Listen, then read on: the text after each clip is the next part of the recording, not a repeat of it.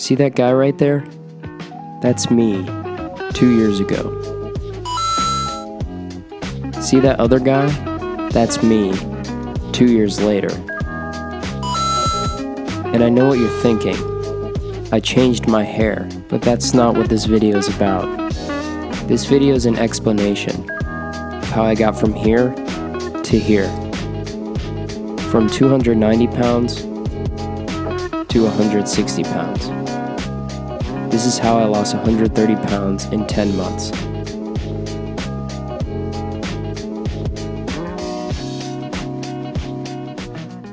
Before you can solve a problem, you have to figure out the proximate cause of the problem. You have to figure out what's wrong. And for me, figuring out the cause wasn't difficult.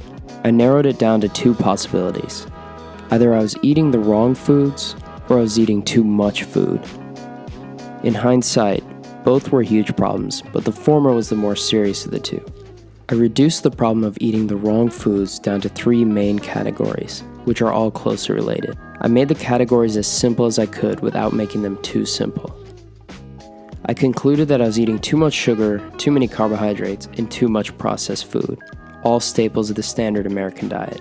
I reduced the issue of eating too much food down to one simple explanation. I had an unhealthy relationship with food.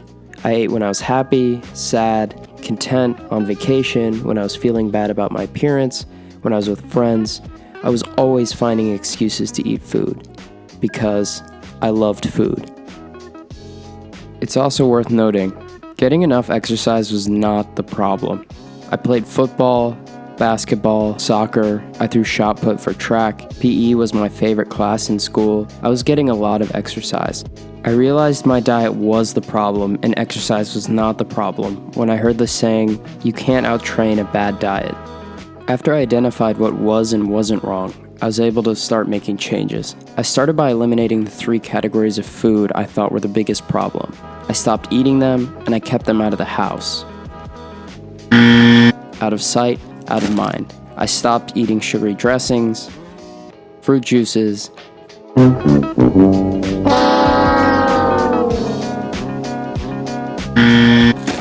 jellies and jams, dried fruits,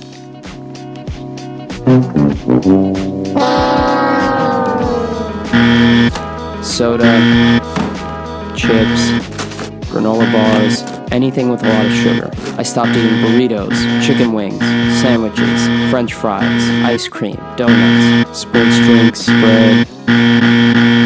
Basically everything I was eating on a daily basis. After this, I had to find foods I could eat. I had to pick a diet, and I didn't do anything especially esoteric. I built up a choice architecture, which in this case is the same as a diet. I wanted a choice architecture that made it nearly impossible to be obese, so I started with vegetables. I ate steamed vegetables, roasted vegetables, raw vegetables, canned vegetables, sautéed vegetables. I ate them any way I could get them. This included vegetables high in healthy fats, such as avocados. The only thing I didn't do was add ingredients, other than olive oil, salt, and pepper. I thought the more simple, the better. I also included non-refined carbs, which for me meant beans. I mostly ate canned beans, but I also occasionally soaked dry beans. Same as the vegetables, I ate them so long as they didn't have any added ingredients other than salt or maybe pepper. I wanted foods in their unaltered, nearly purest form. And it's not that I didn't make foods with multiple ingredients, such as spices or even butter. I just didn't want food that had unknown amounts of unknown added substances. I didn't want any added sugars, starches, or anything else that could potentially violate the framework I was trying to build to be snuck into my food. Again, this meant no processed food, and also meant I needed to avoid eating out. I also wanted to eat food with high protein. This meant chicken, steak, fish, eggs, as well as cottage cheese, which all include healthy fats. I also allowed myself the occasional slice of cheese, as well as fruit here and there. The last and one of the most crucial pieces of this framework is food logging, or calorie counting. This simply entails keeping track of the foods you eat. You can be as precise or imprecise as you want, but I erred on the side of being more precise.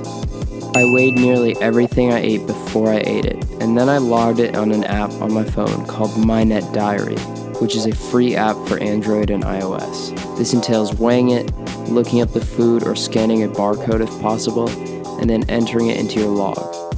I've personally used this app for nearly 2 years, and it is by far my favorite. The purpose of logging in this framework is not for the sake of calorie counting per se.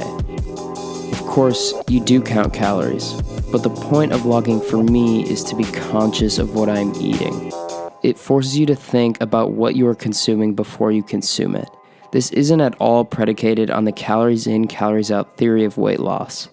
I've linked an article below that explains why this theory is deeply flawed, which I tend to agree with. I think there are good calories and bad calories. I think it matters more where the calories are coming from more than how much. Not that how much doesn't matter, but what you're consuming is what matters most, in my mind. So now let's review the framework I built. I ate foods with high protein, healthy fats, foods that were natural and unaltered, and foods that had unrefined carbs, so beans in my case. I never ate foods that had added or refined sugar, foods that had refined carbohydrates, so flours, starches, and other thickening agents, highly processed foods, and foods that had unknown ingredients. I avoided eating out, and I logged everything I ate. That's it.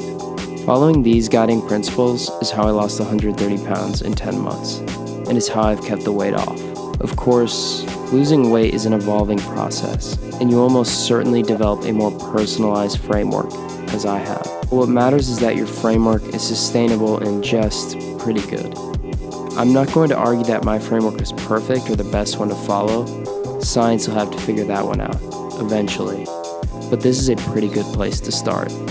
And it's with good first principles that you'll succeed in anything you do. Thanks for watching.